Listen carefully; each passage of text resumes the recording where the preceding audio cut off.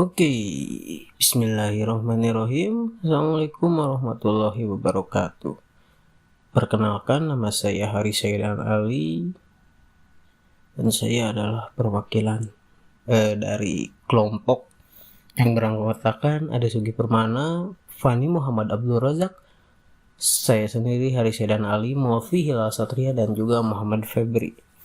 Nah, baik, kali ini saya akan menjelaskan mengenai pengaruh sistem pendukung manajemen.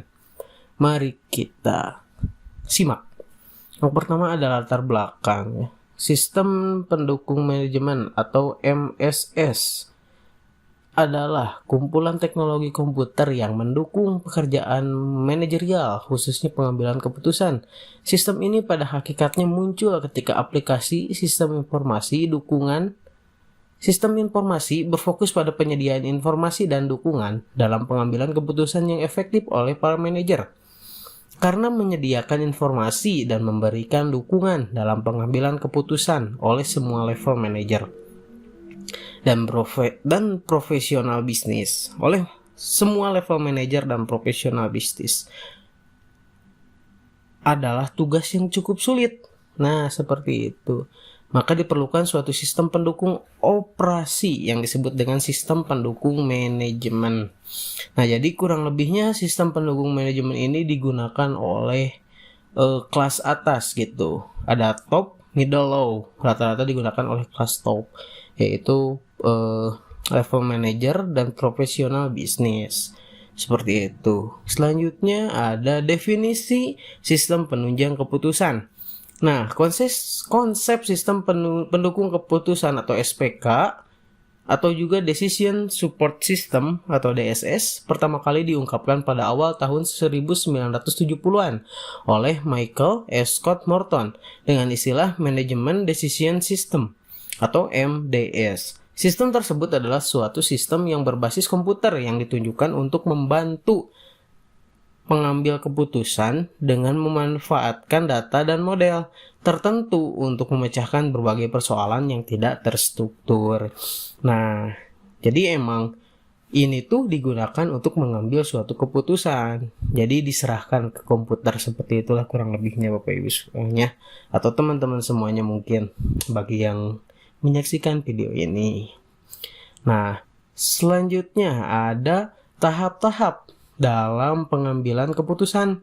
Pertama, ada kegiatan intelijen, kegiatan merancang, juga kegiatan memilih dan menelaah. Seperti itu. Yang pertama ada kegiatan intelijen, ya kegiatannya itu dilakukan secara intelijensi seperti itu. Terus ada dirancang seperti apa. Misalnya kegiatan memilih dan menelaah seperti itu. Rekan-rekan semuanya. Lalu ada jenis-jenis sistem pendukung keputusan. Ada pertama, mengambil elemen-elemen informasi, terus menganalisa seluruh file, menyiapkan laporan dari berbagai file, memperkirakan akibat dari keputusan, mengusulkan keputusan, dan juga membuat keputusan. Nah, jadi pertama itu mengambil dulu elemen informasinya dari beberapa sumber, dari manapun itu, terus dianalisa seluruh filenya, lalu setelah itu disiapkan laporan dari file-file tersebut, lalu memperkirakan akibat dari adanya keputusan itu nanti berakibat apa gitu, terus mengusulkan keputusan, dan setelah itu baru keputusan itu dibuat. Nah, selanjutnya ada sistem pendukung manajemen.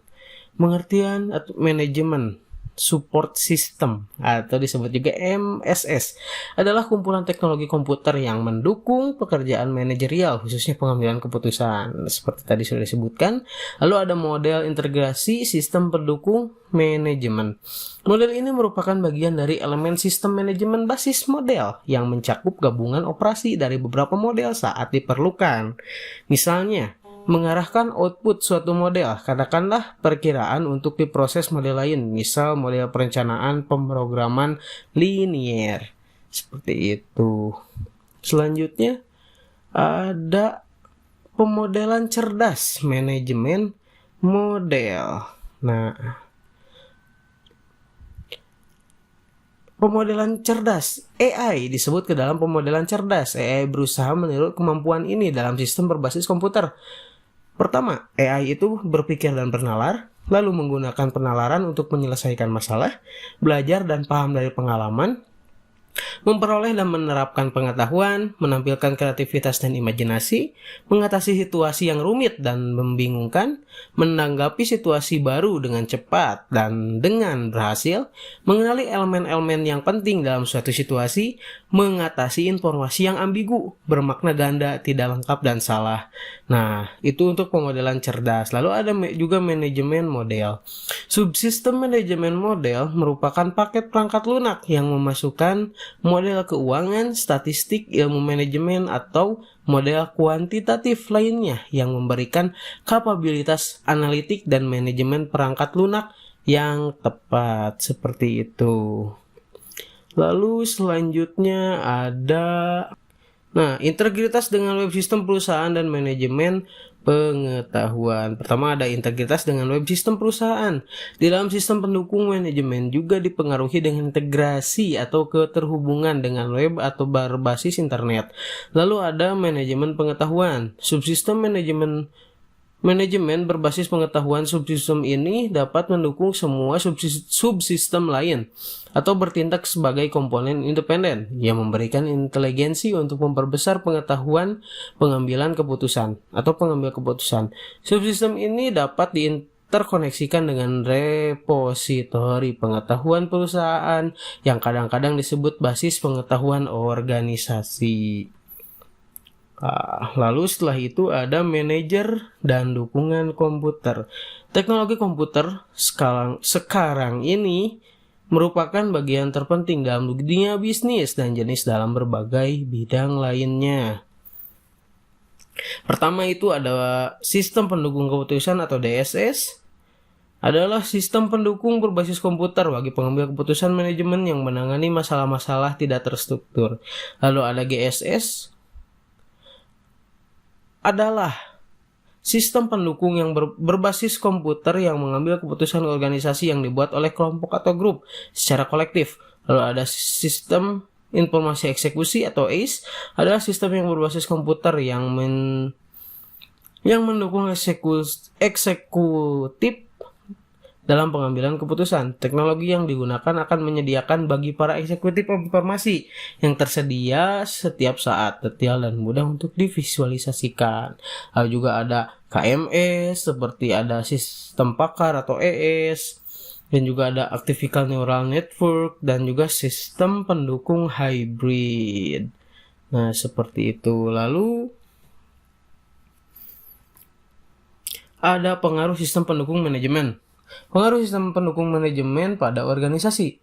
DSS banyak diterapkan di organisasi-organisasi yang sudah mapan. Banyak cara yang digunakan untuk menerapkan DSS untuk membantu mempertajam proses pengambilan keputusan. Kapabilitas yang melekat pada DSS sangat membantu organisasi-organisasi yang menggunakannya untuk memungkinkan terciptanya koordinasi proses kegiatan yang baik proses kegiatan baik internal maupun eksternal dengan cara yang lebih akurat. Itu. Ada juga pengaruh sistem pendukung manajemen pada individu. Pertama ada job satisfaction atau kepuasan kerja, ada inflexibility dan dehumanization, kekuatan dan dehumanisasi, ada cooperation of expert, kerjasama para ahli, ada juga stres dan kecemasan kerja. Lalu ada pengaruh sistem pendukung manajemen pada sosial. Pengaruh positifnya, menggantikan manusia untuk bekerja yang beresiko, atau juga telecommuting atau bekerja dari rumah. Juga kesejahteraan meningkat, dan juga ada pengaruh negatifnya, kesejahteraan komputer dan juga kesenjangan digital. Dan maksudnya apa? Jadi kan tidak semua orang itu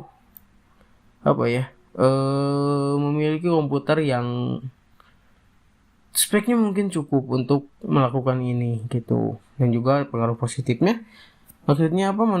Menggantikan manusia, maksudnya bukan 100% tapi lebih ke mempermudah kinerja manusia. Lalu ada kecerdasan buatan atau artificial intelligence atau biasa disebut AI sebagai sistem pendukung manajemen. Lingkungan kerja yang cerdas yang akan membantu menangkap alasan apa yang termasuk dalam rancangan teknis dalam sistem pendukung. Dalam sistem pendukung manajemen demi mengatur keberhasilan dalam mengelola sumber daya manusia yang berada pada konteksnya. Sistem interface komputer manusia atau Human Computer Interface bisa disebut juga dengan HCI yang cerdas dapat memahami bahasa lisan dan bahasa tubuh serta membantu penyelesaian masalah dengan cara mendukung kerjasama dalam organisasi guna menyelesaikan masalah tertentu. Lalu ada AI dalam sistem pendukung manajemen. Pertama untuk penelusuran informasi atau yang berikutnya realitas visual dan juga robotik. Nah, seperti itu. Untuk penelusuran informasi, AI bisa menyaring gelombang pasang dari informasi menjadi presentasi yang sederhana. Teknologi bahasa alami untuk menelusuri semua jenis informasi online dan teks hingga gambar, video, peta, dan klip audio sebagai tanggapan terhadap pertanyaan dalam bahasa Inggris. Lalu ada virtual reality atau VR, versi seperti Sinar X yang dilengkapi dengan visualisasi realitas yang memungkinkan dokter bedah otak untuk melihat ke dalam jaringan untuk mengoperasikan, mengawasi, dan mengevaluasi keadaan penyakit. Animasi otomatis dan interface peraba yang memungkinkan pemakai untuk berinteraksi dengan objek virtual melalui sentuhan. Lalu ada robotik, sistem inspeksi visi mesin untuk mengukur, membimbing, mengidentifikasi, dan memeriksa produk dan menyediakan keunggulan kompetitif dalam perusahaan manufaktur. Itulah beberapa contohnya ya. Lalu ada pengaplikasian integrasi dengan web sistem perusahaan. Nah, ini itu G-Power CIOE teknologi menggunakan sistem pengembangan EAI web method untuk membangun standar EAI dalam berbagai data antar berbagai sistem kuno, software ERP dan berbagai aplikasi yang berbasis web. Manfaatnya meliputi kemampuan untuk mengirim data secara real time dari satu sistem ke sistem lainnya dan meningkatkan kualitas serta akuisisi data. Lalu ada penerapan sistem pengaruh pendukung pada manajemen. Sistem penunjang keputusan yang terkomputerisasi di suatu perusahaan yang memiliki tugas untuk pertama, melakukan komputasi secara cepat dengan biaya yang rendah, peningkatan perbaikan komunikasi atau kolaborasi jaringan web.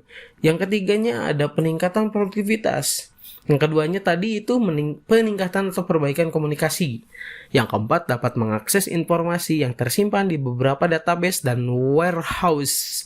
5. Mampu menganalisa berbagai alternatif dan mengaplikasikan manajemen risiko.